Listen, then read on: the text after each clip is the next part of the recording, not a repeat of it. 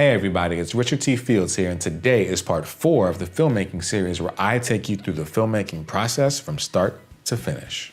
Welcome to the filmmaking series, and today we'll discuss how to get better B-roll.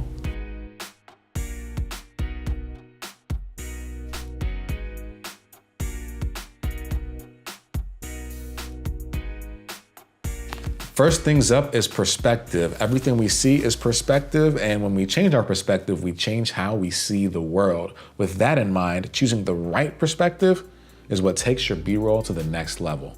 One thing I see a lot of new filmmakers do is either shoot from eye level or shoot from a perspective that doesn't really have a purpose to go along with their story. So here's a few tips when choosing the right perspective to shoot your B-roll. When you choose to get on the same level as your subject, you're allowing your audience to immerse themselves in the action that's taking place. It's giving your audience the chance to have a front row seat in the action. When you take a lower approach or a lower angle on something, it actually makes something feel larger than life. So a good time to use this is when you want to make something feel more grand, more epic, to a bigger scale. On the contrary, the high angle shot actually makes your subject seem a little bit more approachable. That's because coming from an angle higher up gives you the ability to make your subject seem smaller and more vulnerable. And by mixing these three perspectives together within the same scene, it allows you to create a very dramatic, moving, engaging sequence.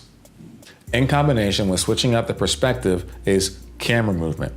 Camera movement adds great cinematic quality to your B-roll, and coupled with changing perspective, camera movement takes your B-roll to the next level.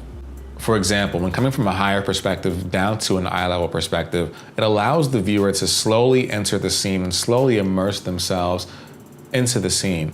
It actually does a better job at drawing someone into a scene than just starting off at eye level.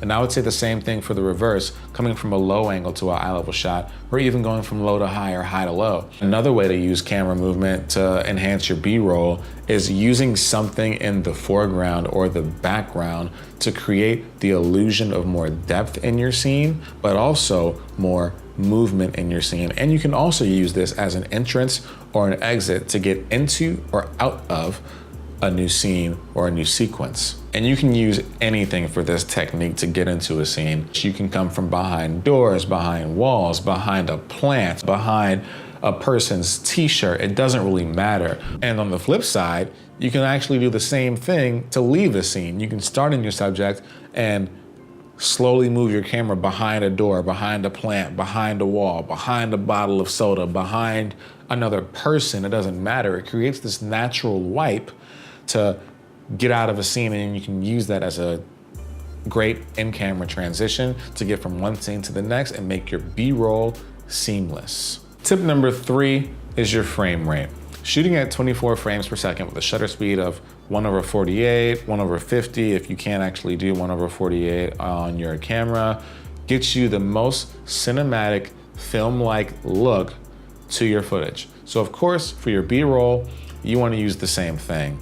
However, if you want it to look a little bit more smooth, try higher frame rates. This will allow you to stretch it out, conform your footage in post into slow motion. I shoot on the Sony a7S II, so the fastest frame rate that I can shoot at is 120 frames per second, which is more than enough for slow motion to create that nice, smooth, slow-mo that looks oh so good. But when looking to make your B-roll more dynamic and take it to the next level, you want to mix your frame rates. By that, I mean, there's some B-roll you're going to want to shoot at 24 frames per second. There's some B-roll you'll want to shoot at 60. Some you want to shoot at 120. Some at frame rates in between if your camera is capable of doing that, because each frame rate has its purpose. So while I can't tell you what frame rate to use for each situation, I can give you a little bit of insight for what each frame rate does. And by knowing this, you as the artist, as the filmmaker, can use this information to make the best creative decisions for yourself.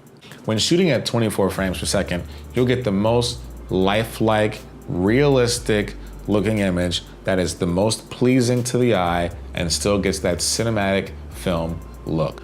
When shooting at 60 frames per second and a 24 frame per second timeline, any action that took 1 second of real time to take place will play out over 2.5 seconds. When shooting at 120 frames per second, by dropping that clip in a 24 frame per second timeline, any action that took 1 second to take place can stretch out over 5 seconds of time in your timeline and look super smooth. I know that might be a little bit confusing, but basically all you need to remember is 24 frames per second equals real time, 60 frames per second is about 2 times longer, 120 frames per second is about 4 to 5 times longer. Coming into this project, one goal that I had was to make the work that they do look less intimidating and more artistic. By using camera movement coupled with changing my frame rate and changing perspective, I was able to make the work that they do look more like a graceful dance than an invasive procedure. That's it for today. If you enjoyed this video and found this content useful, go ahead and hit that like button and feel free to drop me a comment in the comment section below. Remember, this is only part 4 in the filmmaking series where I take you from start to finish through the filmmaking process. So if you're enjoying this information, be sure to hit that subscribe button and turn those alerts on so you don't miss out.